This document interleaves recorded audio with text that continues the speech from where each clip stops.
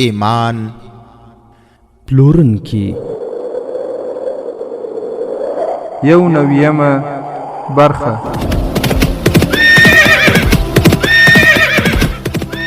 د سلطان صلاح الدین ایوبی رحمه الله د دوران رښتینی کیسې. صلاح الدین پر دغه مکارا پیدا کړه، ته یو بل صلاح الدین پر دغه مکارا پیدا کړه. الحمد لله وكفى والصلاة والسلام على رسوله المصطفى اما بعد. ورونه د سلطان صلاح الدین ایوبی رحمه الله د رښتینې کیسو په ترڅ کې په تیره برخه کې تاسو واوریدل چې موږ په دمشق کې وو او سلطان صلاح الدین ایوبی رحمه الله دمشق ته راغی او د نور الدین زنګي رحمه الله زوی الملک صالح له دمشق څخه وتښتېد او بیا مو د هغه مجاهد په اړه هم واوریدل چې نوم یې عبدالماجد بن محمد حجازي و چې د حسن بن عبدالله رحمه الله کسانو کې یو تکړه استخباراتي مامور و چې هغه هم د دمشق څخه په تښتېدونکو کسانو کې د حلب په لور باندې روان او بیا هلته د حلب په ښار کې د یو لوړپوړي چارواکي سره چوکیدار یا باډیګارډ شو. ورونو د تیرې برخې په پای کې موږ په حلب کې وو او د تیرې برخې په پای کې تاسې واورېدل سنجلۍ وویل ولې نه کله چې زه د سراحي څخه د شرابو پیاله ورته ډکه کړم او د هغه سر خپلې سینې ته رانږدې کړم څه چې ورته ووایم هغه سم ځواب راکوي. خو نجلۍ عبدالماجد ته وویل خو ته څه معلومول غواړې؟ عبدالماجد حجازي وویل الملک صالح 11 کلن دی، په خپل ښه او بد نه پوهیږي، چارواکي یې په لاس کې لوبوي، هغوی غواړي اسلامي امت تقسیم شي، که بالفرض داسې وشي نو دا وړې وړې ټوکړې به صلیبیان په اسانه ډول هضم کړي. وایي کوم قوم چې خپل ملک ټوټې ټوټې کړي هغوی ژوندي نشي پاتې کېدی. زموږ چارواکي د صلیبیانو څخه مرستې غواړي او هغوی ضرور ورکوي تر څو د هغوی په بدل کې دوی محکوم کړي. زه دا معلومول غواړم چې د خلیفه په دربار کې څه پلان جوړیږي او د هغه پلان د تطبیق لپاره صلیبیان هغوی ته مرستې ورکوي، ځکه د دې خبرې رسول مسلمانانو ته ډیر ضروری دي تر څو په مسلمانانو باندې صلیبیان او د هغوی ملګري په بې خبرۍ سره یرغل ونه کړي. نجلۍ ورته وویل آیا سلطان صلاح الدین ایوبي به په دې حکمرانانو یرغل وکړي؟ عبدالماجد حجازي وویل که اړتیا پیښه شي ولې نه؟ سلطان صلاح الدین ایوبي بادشاه نه دی، د الله تعالی د لارې یو رښتینی مجاهد دی. هغه وایي د ملک او قوم د تباهۍ نه د ساتلو مسؤلیت د پوځ په غاړه دی، که دا خطر د بیروني دښمن لخوا وي یا د غدارانو او خپلسرو واکمنانو له لاسه. هغه مسلمانان له بېدینانو څخه هم ډېر بد دي کوم چې کافران خپل دوستان ګڼي او په خپل فرش باندې یې کېنوي. نجلۍ په ژړا شوه او ویې ویل دا ولې مسلمانان په خپلو کې سره په جګړه یا د نورو لخوا ورباندې تېری کېږي؟ یهودان، عیسایان، مجوسان، بدمتان، هندوان، ملحدان او نور کافران په خپلو کې سره جګړه نه کوي او نه د هغوی په خاورو او ناموس تېری کېږي. خو ورونو عبدالماجد د نجلۍ په ځواب کې وویل له دې امله چې دوی د الله د کتاب فرقان حمید او د هغه د پیغمبر حضرت محمد صلی الله علیه وسلم د لارښوونو څخه سرغړونه کړې او کوي یې. نجلۍ وویل الله تعالی دې موږ ټولو ته په قرآن کریم او نبوي سنتو باندې د عمل توفیق راکړي. خو ورونو عبدالماجد حجازي وویل اوس تا کار دا دی چې د خپل خاوند څخه راز واخلي چې دلته د مسلمانانو په خلاف کوم کوم پلانونه تیاریږي. نجلۍ وویل زه به انشاء الله د راز حاصلولو کوښښ کوم او د الله جل جلاله څخه غواړم چې کله ته د مشق روانېږې زه او راز در سره دواړه یو ځای. خو ورونو دې نجلۍ ځینې رازونه لاسته راوړي هم. د حلب څخه یو پلاوی تریپولي ته تللی تر څو د ریمانډ څخه پوځي مرسته وغواړي. همدارنګه د حشیشانو د مشر چې د سلطان صلاح الدین ایوبي رحمه الله د وژلو په بدل کې به ډیر مال ورکړي. شیخ سنان خپل تجربه کار کسان لیږلي دي، پوځي ځواک هم پیاوړی کوي تر څو د پسرلي په موسم کې په دمشق برید وکړي او سلطان صلاح الدین ایوبي ته ماتې ورکړي. خو ورونو هره شپه به ښځې له خاوند څخه راز اخیست او عبدالماجد حجازي ته به یې ورکاوه او هغه به دغه رازونه په خپل زړه کې محفوظ ساتل. یوه ورځ بادار عبدالماجد حجازي ځان ته راوباله او په قهر سره یې ورته وویل زما نوکرانو ما ته ویلي دي چې عبدالماجد حجازي ستا له مېرمنې سره ډېره ناسته ولاړه لري او هغه غولوي. زه پوهیږم چې ته تر ما ځوان یې او زما مېرمن به تا خوښوي، خو ګوره زه دې بیا ژوندی نه پرېږدم. پس له دې به زما د مېرمنې سره ناسته ولاړه نه کوي. خو وروڼو، عبدالمجید حجازي چې یو هوښیار، ځیرک او زړور مجاهد و او د یو مقصد او هدف لپاره یې دا ځای غوره کړی و، نو هغه وویل تاسې په ما باندې هسې بدګمانه یاست دا چې زه ستاسې دواړو په اخلاص خدمت کوم او تاسې هم زما سره د مینې او محبت څرګندونه کوئ، نو دوی له ما سره حسد کوي. بهادر شپږ نور ساتونکي او باډیګارډان راوستل چې یو یې پکې قومندان وټاکه. هغه ته یې حکم وکړ چې عبدالمجید حجازي به د کور دروازې ته هم نه پرېږدي او په ښځه به هم څارنه کوي. خو وروڼو، حجازي له کوره څخه بند شو او د باندې خپله وظیفه اجرا کوله. خو په دې حالاتو کې څو ورځې تېرې شوې. یوه شپه د کور مېرمن راووته او په پیره کوونکي یې سترګې راوباسلې. هغه ته یې وویل پیره داسې کېږي لکه دا ته یې چې کوې. ورشه قومندان دې راویښ کړه چې د کور مالک دې غواړي. قومندان چې راغی نو هغه ته په غوسه شو چې دا دې څه ډول پیره کوونکي راوستي، خبره نه پوهېږي. په دې وخت کې عبدالمجید حجازي هم د خیمې څخه راووت. نو ښځې ورته وویل ته لکه چې هغه پخوانی ساتونکی یې، لاړ شه 2 آسونه، یو ځان او بل زما لپاره راوله، زه د څه کار پسې وځم. حجازي ورته وویل بادار به څه وایي؟ د بادار مېرمنې ورته وویل زه چې څه وایم هغه وکړه، څه وایي او څه نه وایي د دې خبرو د ویلو حق موږ تاسې ته نه درکوو. وروڼو، عبدالمجید حجازي هم لاړ او د طبیلې څخه یې آسونه راوستل او بیا دواړه په خپلو آسونو سپاره شو. خو وروڼو، په دې وخت کې قومندان پټ د خپل بادار کوټې ته ورغی. ګوري چې بادار یې په کټ کې پړ مخې پروت دی او خنجر یې په سینه کې ننوتی. هغه سمدستي له کوټې څخه راووت او اواز یې وکړ چې در څخه ولاړ نه شي. هغوی بادار وژلی. ساتونکي په وسلې پسې ولاړل. نو عبدالمجید حجازي او د بادار مېرمنې یې خپل آسونه په منډو کړل. خو چې هغوی وسله را اخیستله دواړه له دروازې څخه ووتل. ساتونکو پرې د غشو باران پیل کړ. عبدالمجید حجازي تکړه سپور و. هغه خپل آس یوې او بلې خواته کاوه تر څو غشې پرې ونه نښلي. خو ښځه نابلده وه او په یو غش باندې ولګېده. هغې په منډه کې عبدالمجید حجازي ته وویل غوږ ونیسه چې اصل خبره درته وکړم. عبدالمجید حجازي غوښتل خبرو وخت تېر نه شي او د خطر له سیمې څخه ځان وباسي. خو ښځه سخته لګېدلې وه. هغې د عبدالمجید حجازي آس راګیر کړ او هغه ته یې وویل ودرېږه زه زخمي شوی یم. عبدالمجید حجازي هغه سمدستي له آس څخه راښکته کړه. غوښتل یې غشی ورڅخه وباسي، خو هغې وویل لومړی خبرې واوره بیا به ګورو. خبره دا ده چې الملک صالح پوځ تیاروي او په پسرلي کې حمله کوي. ټول امیران له ځان سره ملګري کوي. ریمانډ ورسره ژمنه کړې چې د هغه پوځ به د قاهرې او دمشق لاره بندوي او سلطان صلاح الدین ایوبي ته به مرسته نه راځي. بله دا چې شیخ سنان خپل حشیشان دمشق ته استولي تر څو سلطان صلاح الدین ایوبي رحمه الله ووژني. نجلۍ دا خبرې وکړې او بیا عبدالمجید حجازي هغه په خپل آس باندې واچول او د دمشق په لور روان شو. خو وروڼو، په لاره کې د زیاتو وینو د بهېدو له امله هغه نجلۍ شهیده سوه. انا لله و انا الیه راجعون. دا هم د اسلام یوه ستره شهیده وه چې د الله د دین لپاره خپل ځان قرباني کړ. عبدالمجید حجازي د هغې مړی له ځان سره دمشق ته ورسول او هلته یې رضیه خاتون ته وسپارل او هغوی په پوره عسکري مراسمو د هغې مړی ښخ کړ. عبدالمجید حجازي حسن بن عبدالله ته د ښځې راوړل شوی راپور او ټول حالات بیان کړل تر څو د هغې په رڼا کې راتلونکي پلانونه جوړ کړي.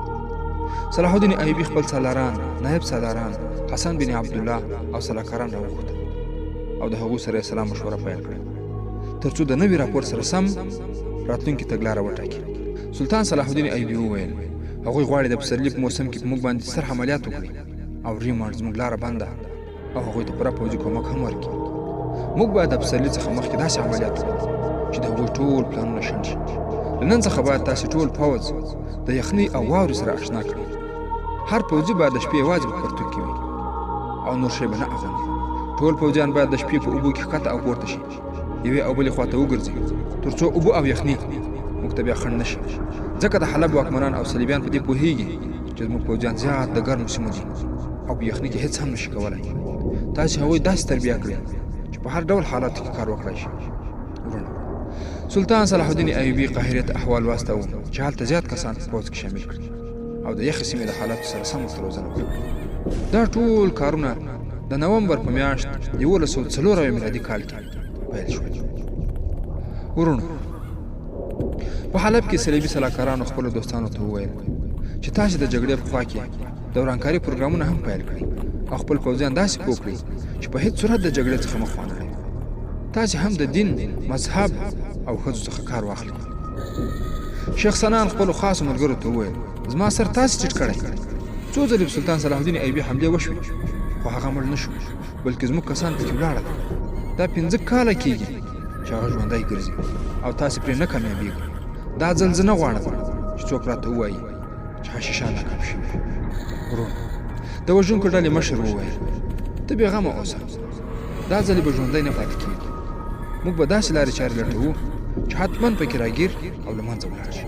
ورونو، د قاهرې څخه د الملک العادل کومکي ټولګی راورسېد، ځکه سلطان صلاح الدین ایوبي هغه ته لیکلي وو چې ټول کسان یو ځای مه رالېږه چې خبره رسوا نه شي. لږ لږ کسان د ډلو په شکل رالېږه. د مصر هر ګروپ به چې راورسېده سلطان صلاح الدین ایوبي به هغوی ته د یخنۍ او اوبو تمرین ورکاوه تر څو د واورې په موسم کې هر ډول شرایطو ته چمتو اوسي. خو ورونو، که ستاسې په یاد وي زموږ او ستاسې د دې برخې عنوان و د مارانو د کلا وژونکي. اوس به راسو هغې کلا ته چې هغه څه ډول کلا وه، چیرې وه او په هغه کې څه پېښ شول. ورونو، د دمشق په اطراف کې یوه لویه کلا چې کنډواله شوې وه او خلکو د هغې په هکله ډېرې کیسې کولې. چا به ویل چې دا اسکندر جوړه کړې، چا ویل چې دا د دار پهلوان جوړه کړې او نورو به نور څه ویل. خو دا کلا اوس د مارانو د کلا په نامه مشهوره سوې وه او د خلکو فکر دا و چې دلته پیریان او بد روحونه اوسېږي. هیڅ چا هم هلته زړه نه کاوه چې ورنږدې شي، ځکه د مارانو او پیریانو څخه ډارېدل. د شیخ سنان یو 9 کسیزه ډله د شپې راغله او په دې کلا کې واړوه. خپل ټول سامان یې هم د شپې کلا ته ورساوه تر څو هیچ چاته معلومات ونه شي چې دلته څوک اوسېږي. د دې ډلې او ګروپ مشر په وژلو او قتلولو کې پوره پوه او تجربه لرله. هغوی چې څومره حملې په سلطان صلاح الدین ایوبي باندې کړې وې هغه ټول ناکامې او خپل کسان یې پکې له منځه تللي وو. دا ځل دوی غوښتل داسې لاره غوره کړي چې ناکامي پکې نه وي. ورونو، دوی خپل کار پیل کړ. د دمشق په ښار کې دغه د حشیشانو ډلې اوازې خپرې کړې چې د مارانو په کلا کې یو ولي او پیر پیدا سوی چې کله ناڅاپي راښکاره شي او کله بیا ورک شي. هلته یوه ښایسته نجلۍ هم کله کله لیدل کېږي. د خلکو په منځ کې دا اوازه خپره سوې وه چې دا ولي او پیر د خلکو مرادونه او هیلې پوره کوي. ورونو، اوازه ډېره ګرمه او ډېرو خلکو اورېدلې هم، خو هېڅوک هلته نږدې نه وتل ځکه چې هر سړی ډارېده. کله چې هلته څوک ورنغلل نو خپله پیر او ولي د باندې راووت او په لارو کوڅو کې ګرځېدل. هغه څو ځلې د دمشق د ښار پوځي کلا ته هم ننوتی و او هلته یې معلومات اخیستي چې سلطان صلاح الدین ایوبي رحمه الله په کوم ځای کې اوسېږي او په کومه لاره وځي او چیرې چیرې ګرځي. په دې ګرځېدو را ګرځېدو کې یوه ورځ د سلطان صلاح الدین ایوبي د یوه ساتونکي مخې ته ځان برابر کړ. پیر سپینه چپانه، ښکلې لونګۍ، غټې تسبیح او لویه امسا په لاس کې نیولې وه او د سلطان صلاح الدین ایوبي رحمه الله باډیګارډ ته مخامخ ودرېد. هغه ته یې په غور غور وکتل او بیا ورته وویل دا ته یې؟ ساتونکی حیران شو چې دا څوک دی، خو سړی د شک کولو نه و. نو هغه ورته وویل تاسې زه وپېژندلم؟ پیر ورته وویل هو، زه تا پېژنم، خو ته خپل ځان نه پېژنې. بیا د هغه په سترګو کې وکتل او د لاس ورغوی یې ښه لاندې باندې کړ. وروسته یې هغه ته وویل پلار او نیکه دې څه کار کاوه؟ ساتونکي ورته وویل زه کوچنی وم چې پلار مې مړ شوی او د نیکه څخه خو زه هېڅ خبر نه یم. پیر سر وښوراوه او افسوس یې وکړ او له ځانه سره یې وویل زه څه وکړم چې تاسې له ځان څخه خبر نه یاستئ. نور روان سو. ورونو، د ساتونکي په زړه کې اندېښنه پیدا او هغه ورپسې شو. عذر او زارۍ یې ورته وکړې چې زه په څه نه پوهېږم. پیر ورته وویل که ته غواړې چې معلومات په لاس راوړې نو د مارانو کلا ته راشه، هلته به هر څه درته څرګند شي. ورونو، ساتونکي هم د دغه پیر په خبره باور وکړ. سبا شپه ساتونکی د ماښامه څخه وروسته د مارانو کلا ته ورغی او په دروازه کې اواز وکړ زه راغلی یم، زه راغلی یم. لږ ځنډ وروسته یو مشال په لاس سړی راښکاره شو او د هغه څخه یې وپوښتل آیا تاسې حضرت راغوښتي یاستئ؟ هغه وویل هو. هغه مخکې شو او ساتونکي ورپسې روان شو. د کنډوالو څخه تېر او لاندې ولاړ. هلته یوې داسې کوټې ته ننوت چې قالینې پکې پرتې او تکیهګانې لګېدلې وې. پیر هلته ناست او سترګې یې پټې کړې وې. په پټو سترګو یې ساتونکي ته اشاره وکړه چې کښېنئ. پیر لاسونه وپړقول. نو یوه ډېره حسینه او ښایسته نجلۍ راغله چې د شربت سراحي ورسره وه. هغې په پیالو کې شربت واچوه او بیا ساتونکي ته ورکړ. خو وروڼو، دغه ساتونکي یو ځل به نجلۍ ته وکتل، بیا به یې شربت ته وکتل او نجلۍ هم ورته په مسکا وه. هغه شربت وڅښه. وروڼو، دا هغه شربت و چې حسن بن سبا جوړ کړی و او د همدې شربت په وسیله هغه په خلکو کې داسې حالت رامنځته کاوه چې په وچه دښته کې به یې جنت لیده. وروڼو، لکه د نن زمانې چرسیان چې وایي چې څوک چرس وڅښي نو باغو ته یې بیایي. حسن بن سبا هم دغسې یو ډول شربت جوړ کړی و چې هر چا به وڅښ، که په دښته کې هم نو د هغه ذهن به داسې و لکه په باغو کې چې ګرځي. ساتونکي چې کله شربت وڅښلو نو پیر له ځانه سره په خپ آواز وویل دا د سلیمان تخت او تاج دی، دا د سلیمان تخت او تاج دی. ورونو، نجلۍ له ساتونکي شاته کېناسته او د هغه سترګو ته یې یوه شیشه ونیوه. نجلۍ هم د پیر خبرې په خپ خپ آواز تکرارولې، خو ساتونکي په دغه شیشه کې رڼاګانې ولیدې، بیا تخت او تاج ولید. وروسته یې هلته یو ماڼۍ او قصر هم ولیدل چې ډېر ښکلي او ښایسته و. پیر بیا وویل دا ستا د پلار او نیکه تخت او تاج دی، دا ستا د پلار او نیکه تخت او تاج دی. همدا خبره نجلۍ هم تکراروله تر دې چې ساتونکي هم همدا خبرې پیل کړې. پیر له کوټې ووت. لږ ځنډ وروسته ساتونکی په خود. وروسته یې هلته یو ماڼۍ او قصر هم ولیدل چې ډېر ښکلي او ښایسته و. پیر بیا وویل دا ستا د پلار او نیکه تخت او تاج دی، دا ستا د پلار او نیکه تخت او تاج دی. همدا خبره نجلۍ هم تکراروله تر دې چې ساتونکي هم همدا خبرې پیل کړې. پیر له کوټې ووت. لږ ځنډ وروسته ساتونکی په خود او هوش کې راغی. ګوري چې د ښکلې نجلۍ په غېږ کې پروت دی. ورونو، ساتونکي وپوښتل حضرت څه شو؟ نجلۍ ورته وویل هغه غایب شو. دا نه ده معلومه چې بیا به کله راځي، ځکه چې داسې حالات د هغه کرامات دي او کله کله ورته پیدا کېږي. ساتونکی ډېر خفه او ناقراره شو ځکه چې کار نیمګړی پاتې شو. نجلۍ هغه ته په داسې سترګو کتل لکه له هغه سره چې ډېره مینه او محبت وي. هغه ورته عذر او زارۍ وکړې چې تاسې د حضرت څخه وغواړئ چې ما ته اصل راز ووایي. ورونو، نجلۍ ورته وویل تاسې سبا شپه دلته راشئ، زه به هغه ته عذر او زارۍ وکړم، ګوندې چې در باندې مهربانه شي او خپل لاس درکړي. خیر، دا شپه هم تېره سوله. سبا ماښام په تیاره کې بیا ساتونکی راغی او د نجلۍ سره یې ولیدل. هغې بیا شربت ورکړ او شاته ورته کېناستله. پیر بیا په خپ آواز وویل دا ستا د پلار نیکه تخت دی چې اوس بل څوک پرې ناست دی. هغه غاصب او ظالم دی، هغه پرته له وژلو څخه په بل چل نه لرې کېږي. ورونو، نجلۍ هم همدا خبرې تکرارولې او د ساتونکو سترګو ته یې شیشه نیولې وه. هغه هم همدا خبرې پیل کړې او هغه پرونی تخت او تاج ورته یو ځل بیا ښکاره شو. ساتونکی په همدې نشه کې ډوب و چې پیر بیا ورک شو. هغه چې کله را بیدار شو پیر نه و، نو بیا هغه د نجلۍ په دیدن کې غرق شو. هغې بیا ورته وویل ته باید شپږ اوه شپې همداسې راشي تر څو ټول راز درته څرګند شي، خو هېڅ چا ته به هم نه وایم. که دې چا ته دا راز ووایي نو بیا زیان درته رسېږي. ساتونکي د خپلې رسمي وظیفې څخه رخصت واخیست او د مارانو په کلا کې دېره شو، تر دې چې د هغه زړه او ذهن په دې قانع شو چې زه شهزاده یم. زما د پلار او نیکه تخت او تاج سلطان صلاح الدین ایوبي نیولی او په هغې ناست دی. د هغه ختمول او وژل پکار دي تر څو خپل تخت او تاج په لاس راوړي. ورونو، ساتونکی پوره د هیپنوټیزم تر اثر لاندې راغلی و.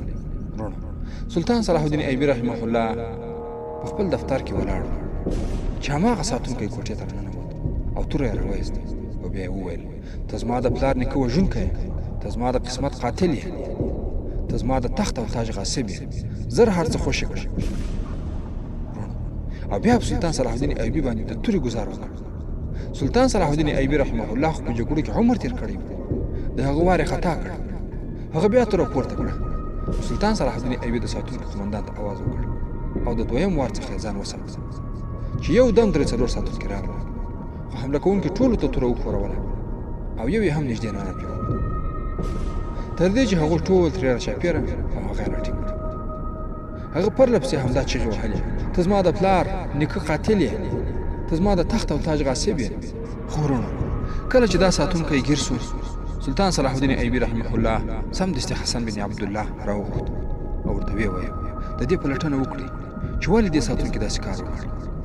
حسن بن عبدالله طبیب راوغوښت او ورته ویې ویل د دې ساتونکي حالت ولې داسې بدل شوی. ورونو، طبیب د ناروغ له لیدلو وروسته حسن بن عبدالله ته وویل ده ته نشه کوونکی شربت ورکول سوی او په ده باندې هیپنوټیزم شوی دی. داسې ګمان کوم چې ده ته د حسن بن صباح جوړ شوی شربت ورکول سوی. طبیب بیا هغه ته داسې دارو ورکړل چې هغه ښه ډېر خوب وکړي او د نشې اثر ورڅخه لرې شي.